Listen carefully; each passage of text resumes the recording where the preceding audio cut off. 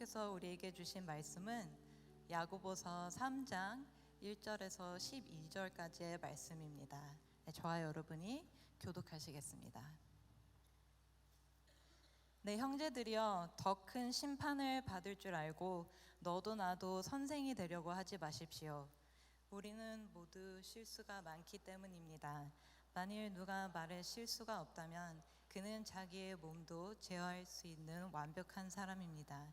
우리는 말들을 길들이려고 그 입에 재갈을 물려서 말들을 다 끌고 갑니다. 보십시오. 그렇게 큰 배들이 거센 바람에 밀려가지만 항해사는 작은 키 하나로 방향을 잡아갑니다.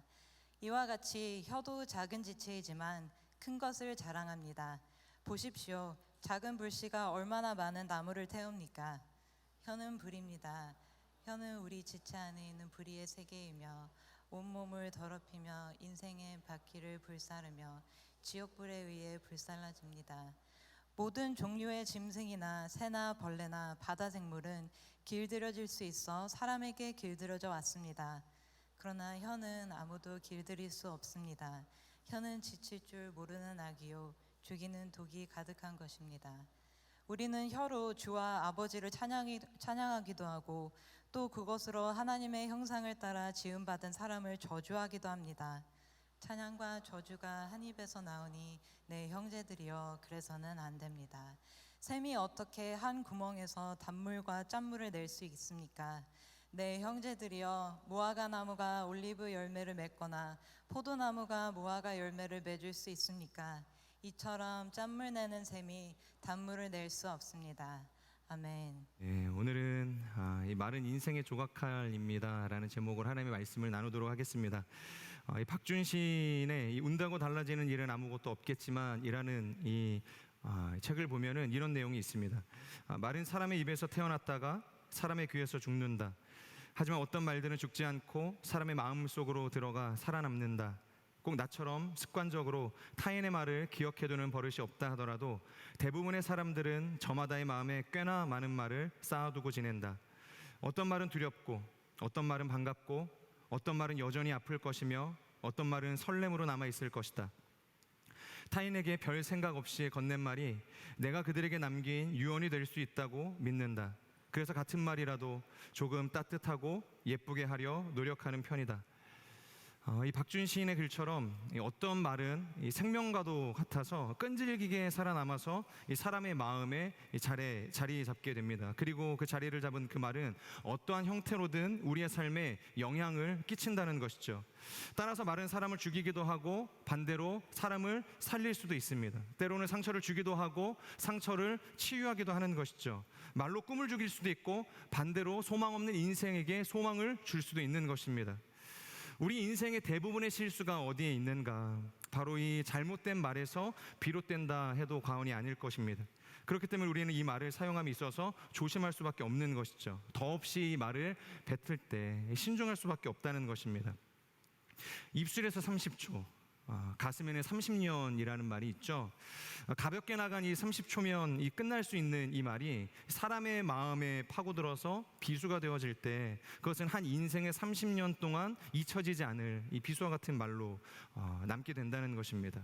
이처럼 말이라는 것은 우리가 어떻게 사용하느냐에 따라서 우리의 삶뿐만이 아니라 우리의 삶 너머에 있는 타자의 세계까지 큰 영향을 미칠 수 있는 강력한 힘을 가지고 있다는 것이죠.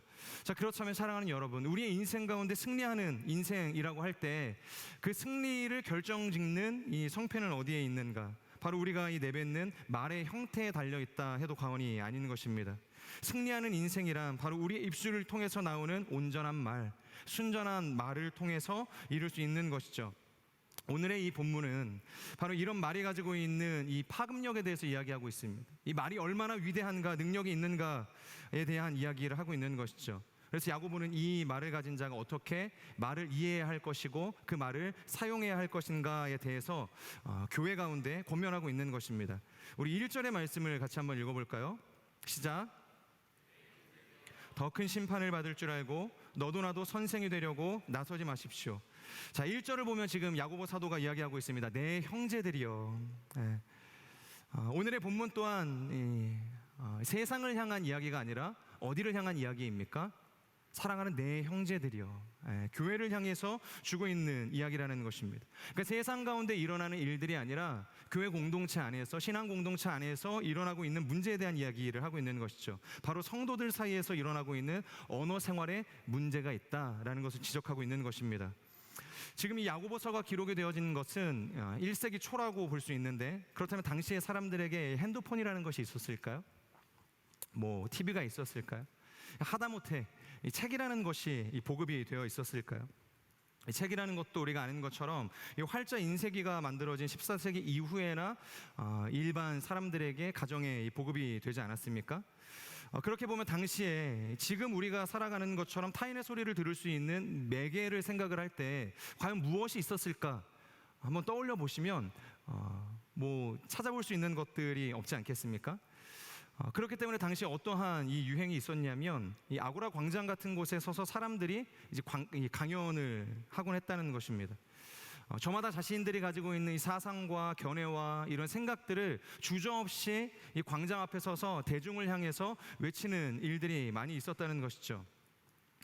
지금도 우리가 길을 가다 보면, 그리고 이 홍대나 또 여러 이 요즘에는 뭐 버스킹 스팟들이 많이 있지 않습니까? 우리가 이 부활절에 얼마 전에 이 철산역에 가서 함께 그 강한별 예배자와 같이 이 버스킹을 했던 적이 있는데, 교회를 다니지 않는 사람들도 무엇을 하나 이 기타를 들고 찬양을 하고 노랫소리가 나오면 이 발걸음이 멈추고 자연스럽게 시선이 그곳을 향할 수밖에 없게 되어진다는 것입니다.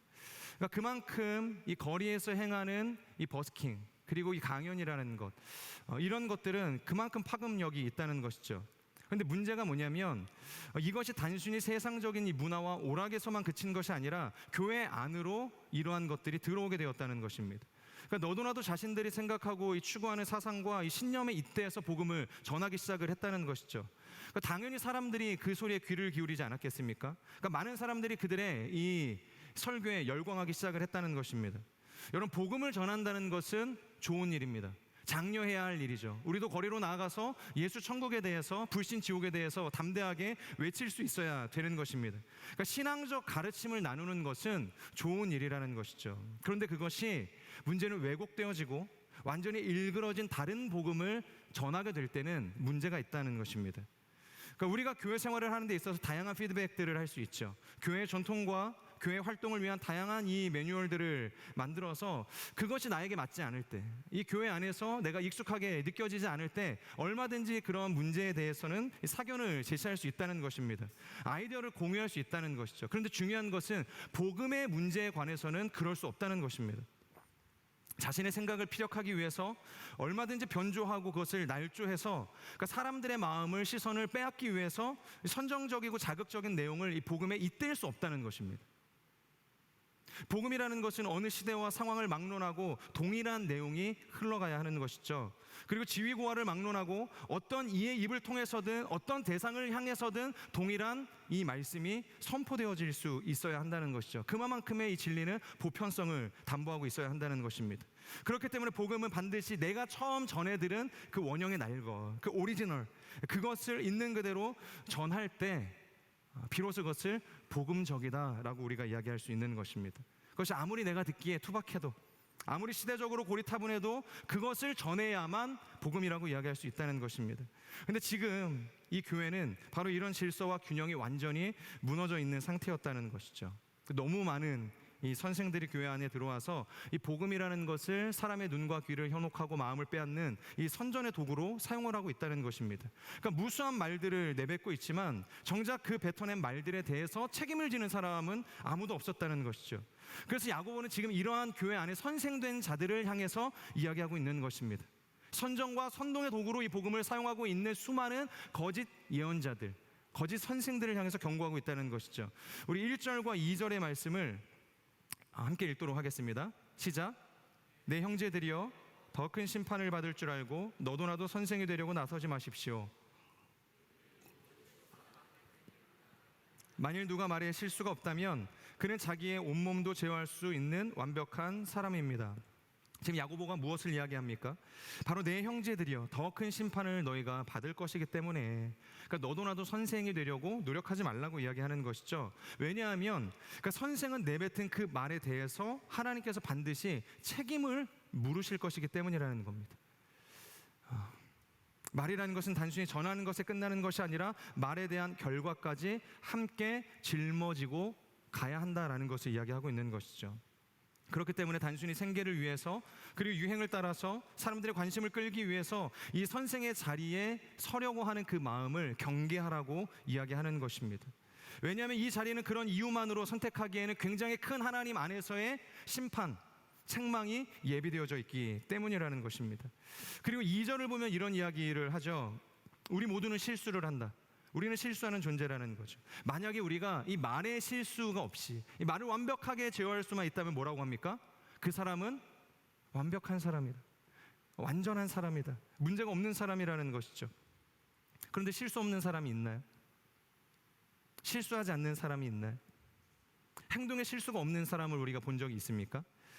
어떠한 누구도, 어떠한 위대한 사상가도, 위대한 사람도 실수가 없이 살아갈 수는 없는 것입니다. 이 땅을 살아가는 누구도 완전한 사람은 없기 때문인 것이죠. 그렇다면 우리는 어떻게 해야 하는가? 완벽할 수 없기 때문에 그냥 입을 닫고 살아야 하는가? 한번 따라해 보시겠습니까? 말의 실수를 줄여라. 네. 말의 실수를 줄여야 하는 것입니다. 우리가 실수를 완전히 안 할 수는 없지만 이 실수를 줄일 수는 있다는 것이죠. 이와 관련해서 두 가지를 먼저 함께 나누기를 원하는데, 첫 번째, 과도한 말을 줄이라는 것입니다. 이 비랄벨스 목사님의 이 잠언이라는 책을 보면, 그러니까 말의 실수에 대해서 이제 비율로 환산을 해서 이야기를 하고 있거든요. 그러니까 보통 사람이 이야기를 할 때 3%의 비율로 실수를 한다, 그렇게 이야기를 합니다. 뭐 통계에 따라서 다르겠지만 남자는 하루에 한 2만 단어 정도, 여자는 한 3만 단어 정도의 이야기를 한다고 하는데요. 그렇다면 남자는 이 3%의 비율을 따라서 몇 단어의 실수를 하는 것입니까? 최소한 600단어의 실수를 하게 되는 것입니다. 그리고 여자는 900단어의 말실수를 하게 되는 것이죠. 자, 그렇다면 만약 남자가 하루에 1만 단어로 말을 아낄 수만 있다면, 절반으로 만약에 줄여서 우리가 말을 할 수만 있다면, 말의 실수도 절반으로 줄여서 300단어만 실수를 하게 된다는 것입니다. 그렇기 때문에 제가 나누고 싶은 건 뭐냐면, 그러니까 말의 욕심을 버리라는 것입니다. 그러니까 정말 시급하고 중요하고 필요에 의해서 해야 할 말들을 우리가 해야 한다는 것이죠. 말 욕심을 버리면 말의 실수가 자연스럽게 줄어들게 된다는 것이죠. 자, 그런데 단순히 말을 우리가 내뱉을 때 많은 말을 하면 실수를 하니까 그냥 입을 닫고 살아야지, 그냥 절반으로 줄여서 살아야지, 그게 능사인가? 또 그렇지 않다는 것입니다. 말을 해야 할 때는 또 우리가 과감하게 담대하게 선포할 수 있어야 한다는 것이죠. 하나님의 말씀을 우리가 대언한다라는 표현을 사용하지 않습니까? 구약의 선지자들이 그랬죠. 그리고 지금 이 시대는 하나님께서 세우신 목회자가 그런 어떤 하나님의 말씀을 대언하기도 하는 것입니다. 선지자를 보면 예언서에서 그런 표현이 있는데, 하나님께서 그들의 입술에 말씀을 주셨다. 그러니까 예언자는 하나님께서 그들의 입술에 말씀을 주셔서 선포하게 하는 사람들을 예언자라, 선지자다라고 이야기를 하는 것이죠. 하나님이 말씀을 주시면 어떻게 해야 됩니까? 말의 실수를 줄이기 위해서 침묵해야 됩니까? 담대하게 그것을 선포할 수 있어야 한다는 것이죠. 하나님께서 우리에게 주신 말씀이기 때문에. 그래서 예언자들은 그것을 사람의 말이라고 이야기하지 않고 하나님께서 이렇게 말씀하셨다라고 이야기를 하는 것입니다. 우리가 이 과도한 말들, 필요 이상의 말들을 욕심에 의해서, 우리의 어떤 기질과 성향에 의해서 내뱉는 것을 경계하고 조심해야겠지만, 하나님께서 우리의 입술을 주장하셔서 하나님의 말씀, 필요의 말씀을 주실 때에는 담대하게 선포할 수 있는 믿음 또한, 결단 또한 우리 가운데 있어야 하는 것입니다.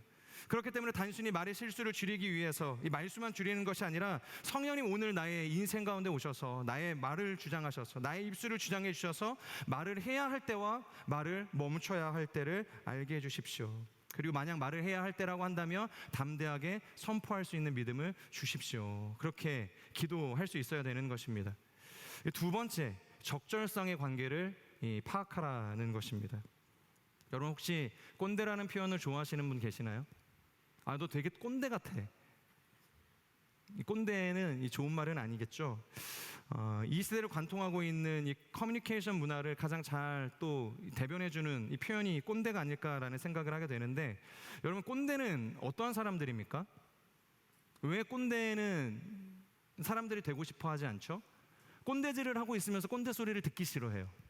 왜냐하면 이 꼰대가 좋은 의미가 아니라는 것을 알고 있기 때문이겠죠. 의미상으로 이 꼰대가 뭐냐면 이 보통 자기 고집과 아집이 매우 강해서 그러니까 모든 사람들에게 자기 객관화를 시도하려고 하는 사람들, 이것을 꼰대라고 이야기합니다. 이 가령 과거에 우리가 이 코로나가 이제 지나온 지 한참이 됐는데 그때만 하더라도 굉장히 큰 이슈가 있지 않았습니까? 어떤 이슈가 있었죠? 백신을 맞아야 하는가? 너는 몇 차까지 접종을 했느냐? 교회에 와서 예배를 드리려면 몇 차까지는 접종을 해야 한다. 아울리치를 가기 위해서는 몇 차까지 어떤 백신을 맞아야 한다. 이런 굉장히 많은 이 조건들이 있지 않았습니까? 백신을 맞아야 합니까? 아니면 백신을 맞지 않아도 된다고 이야기할 수 있을까요? 당시 온누리 교회만 하더라도 양재에서는 자신의 신념이다. 백신을 안 맞아도 좋다. 그렇게 이야기를 했습니다. 근데 서빙고에서는 또 달랐죠. 서빙고에서는 백신을 그래도 우리가 교회의 공적인 자리에 오는 거기 때문에 나라가 정한 이 법을 지켜야 한다. 그래서 백신을 맞아야 한다. 그러니까 똑같은 교회 안에서도 서빙고와 양재가 서로 다른 어떤 입장처럼 보이는 이야기를 했다는 것입니다. 그래서 어떤 게 맞습니까? 양재에 있을 때 안 맞는 게 맞는 것입니까? 아니면 서빙고에 오면 맞는 것이 맞는 것입니까? 명확하게 어떤 것이 맞다, 틀리다라는 것을 가늠할 수는 없다는 것이죠. 상황과 사람에 따라서 다르게 적용되어질 수 있다는 것입니다. 그런데 문제는 아까 꼰대를 이야기했죠. 근데 꼰대 성향을 가지신 분들은 가령 내가 백신을 맞으면 모든 사람이 다 백신을 맞아야 하는 겁니다.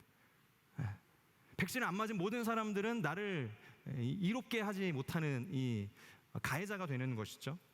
그러니까 안 맞은 사람들은 그 순간 이 꼰대, 이 백신을 맞은 사람들의 먹잇감이 되는 것입니다. 그래서 볼 때마다 물어보는 거예요. 주일 예배 드리고 한 주의 시간을 보내고 다시 만나면 너 이번 주에 백신 맞았니? 백신 안 맞으면 왜 교회 오니? 이런 이야기들을 계속하게 되는 것이죠. 여러 가지 어려운 일들이 그 당시에 이런 견해로 인해서 우리 가운데 있었다는 것입니다. 우리가 이 맥락을 잘 살펴볼 때 꼭 틀린 말을 이야기하는 것은 아니죠. 나라에서 맞으라고 하니, 교회라는 이 공적 기관에 모여서 예배를 하려면 백신을 맞는 것을 권장하니 맞는 것이 팩트라는 것이죠. 하지만 여기서 중요한 것은 과연 이것이 모든 사람 그리고 일부의 어떤 누군가에게 적절한가에 대한 부분을 우리가 고려할 수 있어야 된다는 것입니다. 백신에 대한 어떤 부작용들도 굉장히 많지 않았습니까? 어떤 사람들은 이 백신의 부작용으로 인해서 건강을 잃기도 하고 죽음에 이르기도 하는 일들이 있었죠. 그러면 이런 것들을 우리가 담보하며 담대하게 맞는 것이 정답인가? 그렇지 않다는 것입니다. 그러니까 충분히 어떤 개개인을 향해서도 그것이 적절성을 담보하고 있는가를 우리가 생각할 수 있어야 된다는 것입니다. 누가복음을 보면 가늠하다 현장에서 잡힌 한 여인이 소개가 되죠. 그러니까 모세의 율법에 따르면 간음죄는 굉장히 심각한 죄였습니다. 그리고 현장에서 잡히게 되면 그 사람은 반드시 돌에 쳐서 죽여라. 그것이 모세의 율법 가운데 기록이 되어 있었다는 것입니다. 그런데 유대인들은 지금 그런 현장에서 가늠하다 잡힌 여인을 데리고 예수님께 나아온 것이죠. 여러분, 이 여인은 어떻게 해야 되겠습니까? 간음을 하다 잡혔고 유대 사람들이 가장 중요하게 생각하는 모세의 율법 가운데 현장에서 간음하다 잡힌 여인은 바로 그 자리에서 돌로 쳐서 죽이라는 율법이 있었다는 것입니다. 당연히 죽여야 되지 않겠습니까? 그것이 진리이고 팩트이고 그들이 믿고 의지하는 율법의 정의 아니었습니까? 그러니까 하나같이 그 여인을 데려오고 예수님 앞에서 다 돌을 들고서 서 있는 것입니다. 그러니까 예수님께서 말하시면 바로 그 여인을 쳐서 죽일 준비를 하고 있는 것이죠. 그러니까 그들에게는 이미 정해진 답이 있었다는 것입니다. 그리고 묻는 것이죠. 우리가 이 여인을 어떻게 해야겠습니까?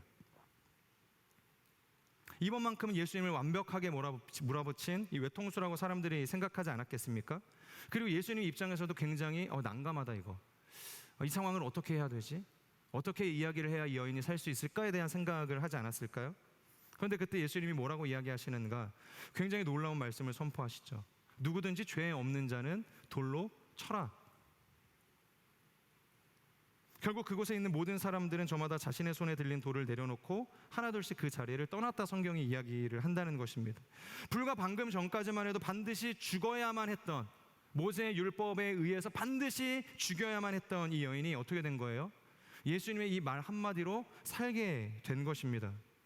여러분, 만약에 그 상황에서 예수님이 이 여인을 향해서 돌로 쳐서 죽여라, 모세의 율법이 그러하니 너희는 율법대로 행해라, 만약에 이야기를 했다면 아마 이 여인은 죽었을 것입니다. 그리고 모세의 율법대로 이 여인을 재판한 예수님에게도 아무런 문제가 없었을 거라는 것이죠.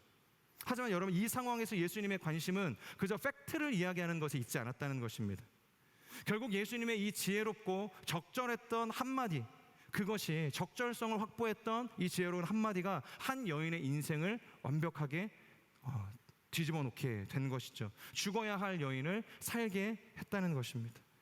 잠언 18장 21절을 보면 이런 이야기가 있습니다. 죽고 사는 것이 혀의 능력에 달려 있으니. 죽고 사는 것이 혀의 능력에 달려 있다는 것입니다. 세상의 창조도 하나님의 말씀으로 시작이 되었죠. 그리고 인간의 타락도 바로 이 사단의 간교한 말로 시작이 되었습니다. 이처럼 우리가 아무 생각 없이 던진 이 말 한마디는 사람의 인생을 완전히 좌우할 수 있는 능력을 가지고 있다는 것이죠. 그렇기 때문에 우리는 이 말 한마디 한마디를 뱉는 이 순간들을 지혜롭게 분별해야 되고, 또 하나님께 기도하며 선포할 수 있어야 한다는 것입니다. 계속해서 3절에서 6절을 보면 야고보는 세 가지 비유를 통해서 이 말이 가지고 있는 능력에 대해서 소개를 하고 있습니다. 우리 3절에서 6절까지 말씀을 같이 함께 읽겠습니다. 시작.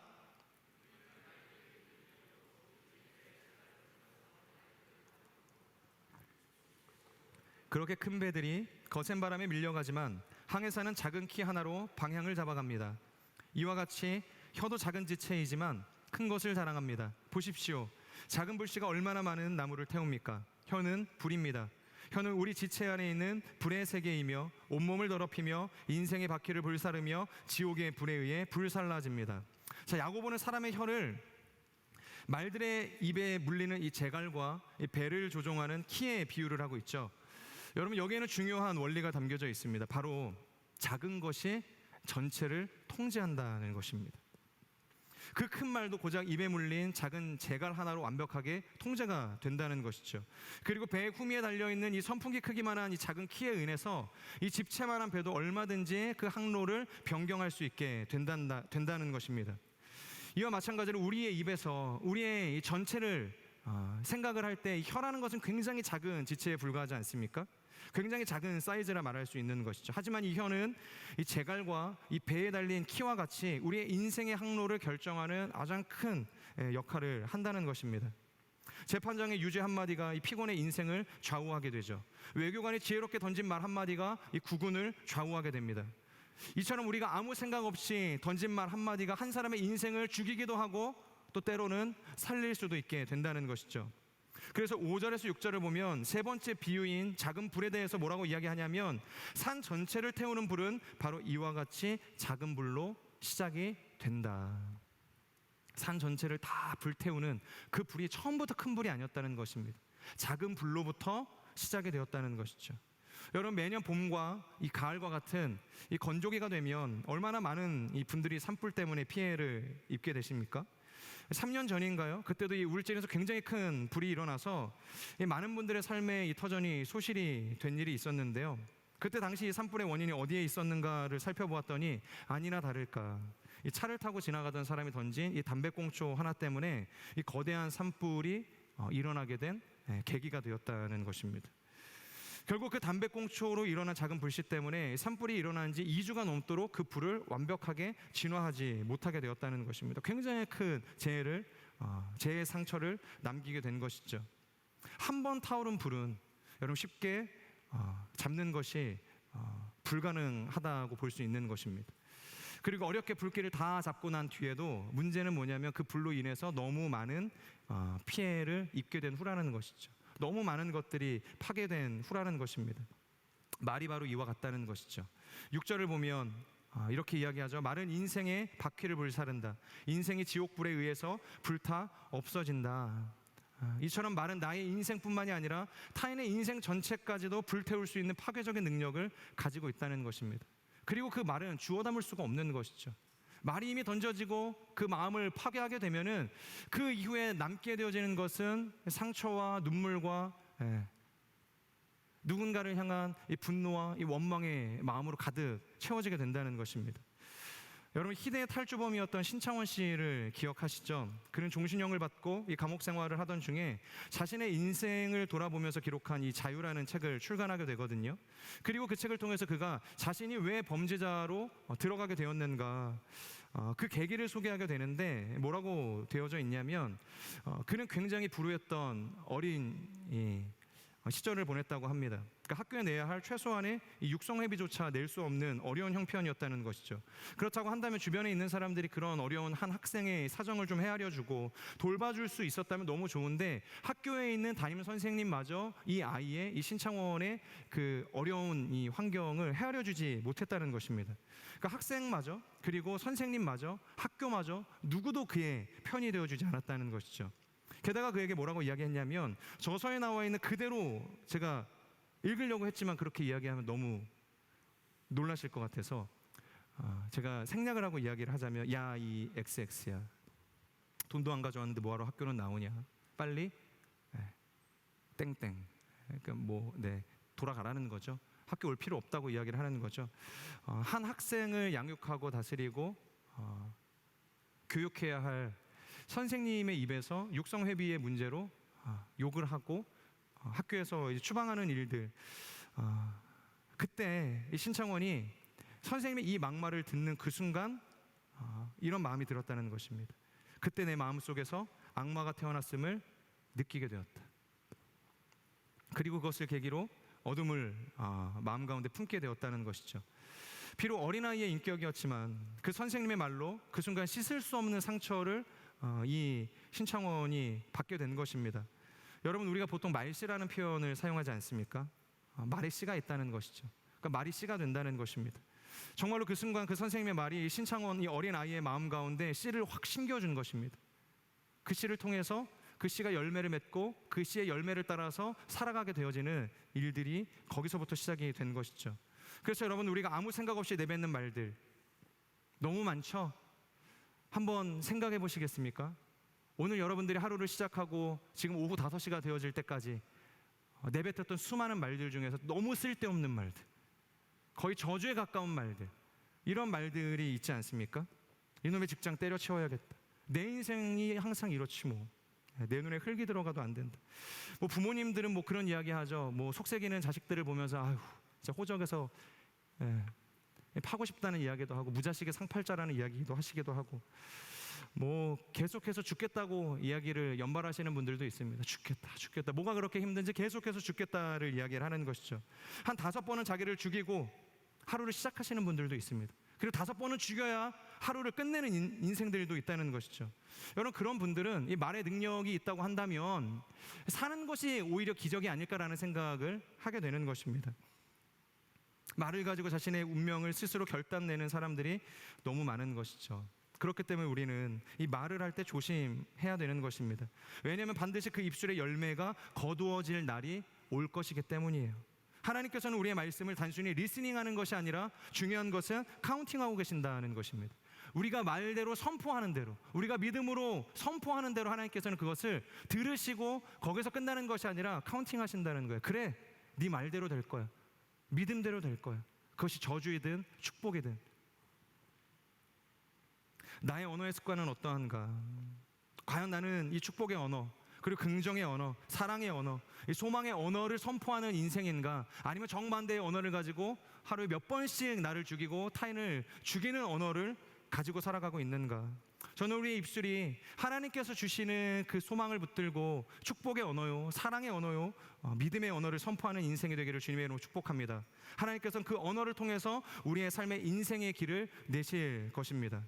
계속해서 우리 7절, 8절의 말씀을 함께 읽도록 하겠습니다. 시작. 모든 종류의 짐승이나 새나 벌레나 바다 생물은 길들여질 수 있어 사람에게 길들여져 왔습니다.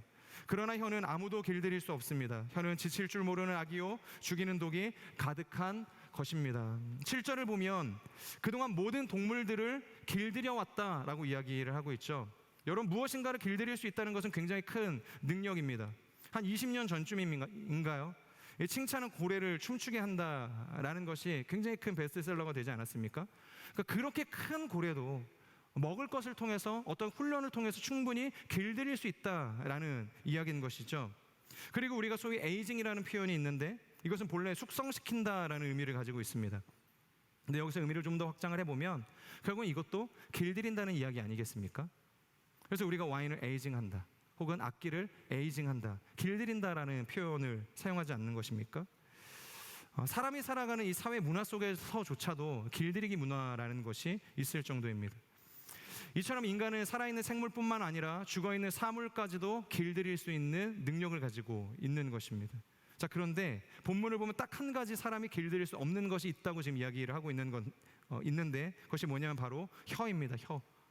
혀는 그 누구도 길들일 수 없다.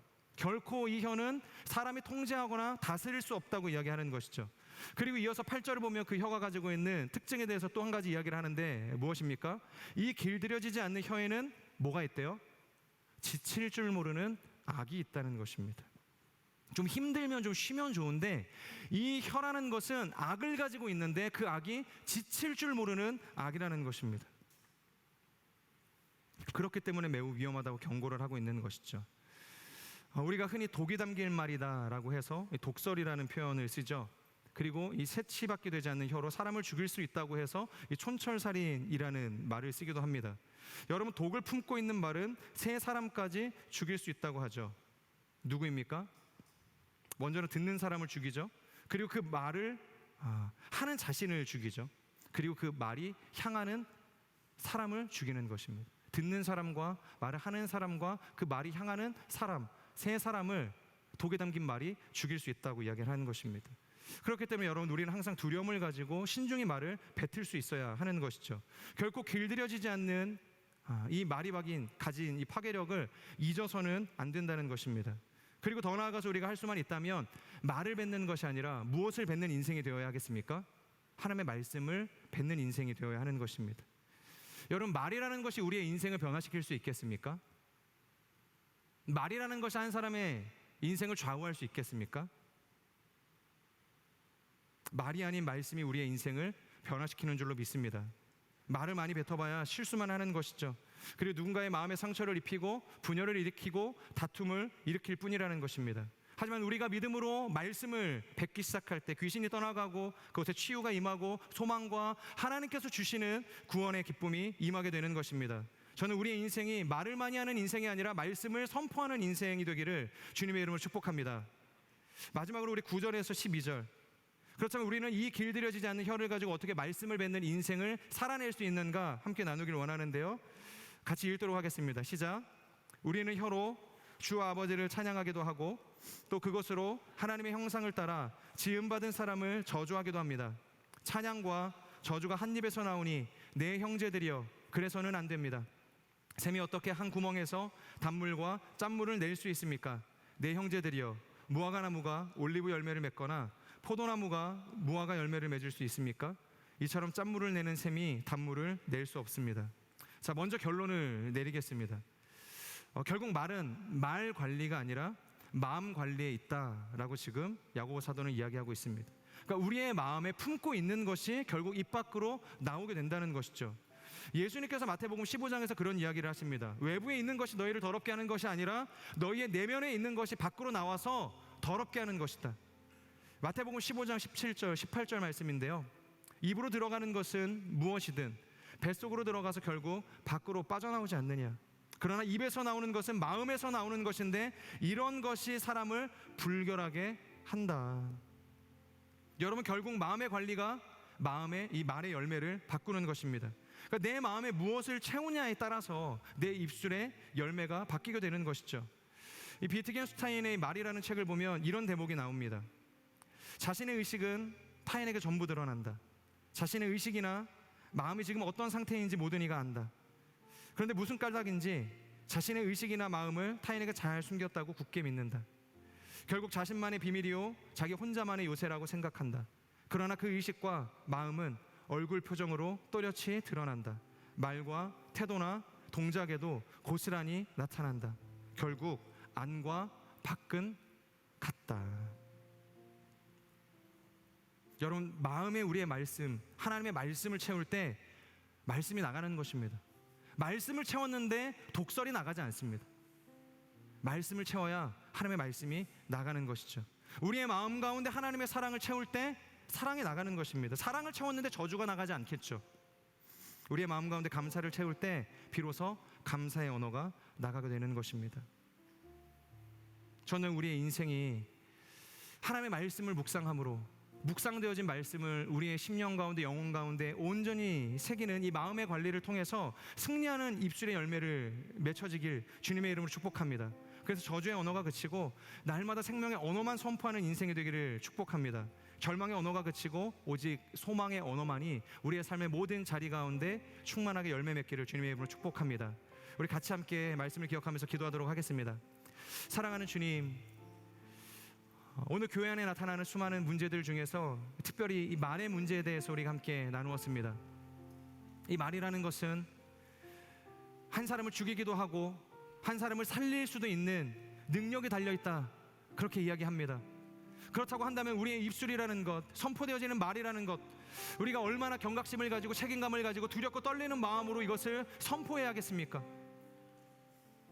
하나님, 우리가 마음을 관리함으로, 우리의 말씀을, 우리의 마음 가운데 말씀을 채움으로 하나님의 말씀을 선포하는 인생들이 다 되어질 수 있도록 역사하여 주시옵소서. 독서를 통해서 사람을 죽이는 인생이 되지 않게 하여 주시고, 마음 가운데 말씀을 채움으로 하나님 말씀으로 사람을 변화시키고 말씀으로 죽어가는 영혼을 세우고 사랑을 잃어버린 이들 가운데 사랑을 전할 수 있는, 기쁨을 전할 수 있는, 소망의 언어를 전할 수 있는 거룩한 인생들이 다 되어질 수 있도록 성령 하나님 역사하여 주시옵소서. 나의 이 말의 선포를 통하여서, 이 말씀의 선포를 통하여서 나의 가정이 변하게 하여 주시고 직장이 변하게 하여 주시고 학업과 사업과 모든 내가 관계를 맺고 내가 거하는 처소를 변화시킬 수 있는 능력이 나타나게 하여 주시옵소서. 이 시간 함께 말씀을 기억하면서 우리 자신을 올려드리며 함께 통성으로 기도하며 나가도록 하겠습니다. 오 신실하신 하나님, 하나님 말씀 앞에 우리가 두렵고 떨리는 마음을 가지고 낮아지게 하여 주시옵소서. 하나님, 우리가 아무 말이나 내뱉는 인생 되지 않게 하여 주시옵소서. 그 어떤 것이든 우리의 감정과 우리의 욕심과 우리의 기질을 따라서, 우리의 상황을 따라서 하나님 것을 선포하고도 하나님 책임을 회피하는 인생 되지 않게 하여 주시옵소서. 말씀의 능력이 있습니다. 말씀을 통해서 죽어가는 이를 살릴 수도 있고 멀쩡히 잘 살아가는 인생도 죽음 가운데 이르게 할 수 있는 능력이 있음을 고백합니다. 하나의 경각심을 갖게 하여 주시옵소서. 우리의 입술에 능력이 있음에 대한 책임감을 가지고 주님 앞에 설 수 있도록, 세상 가운데 나아갈 수 있도록 하나님 우리를 인도하여 주시옵소서. 그래서 죽어가는 영혼을 살리셨던 예수 그리스도의 그 생명의 말씀이 우리의 입술의 말씀, 나의 입술의 언어가 되어질 수 있도록 성령 하나님 역사하여 주시옵소서. 안과 겉은 같다 말씀하십니다. 나의 마음 가운데 무엇을 채우느냐에 따라서 나의 입술의 선포가 달라질 것입니다. 하나님의 사랑을 채우게 하여 주시옵소서. 기쁨을 채우게 하여 주시고 소망을 채우게 하여 주시고 무엇보다 진리이신 예수 그리스도의 말씀을 채울 수 있는, 그래서 말씀을 쏟아내는 인생 될 수 있도록, 사랑을 선포할 수 있는 인생이 될 수 있도록 성령 하나님 역사하여 주시옵소서. 사랑의 주님,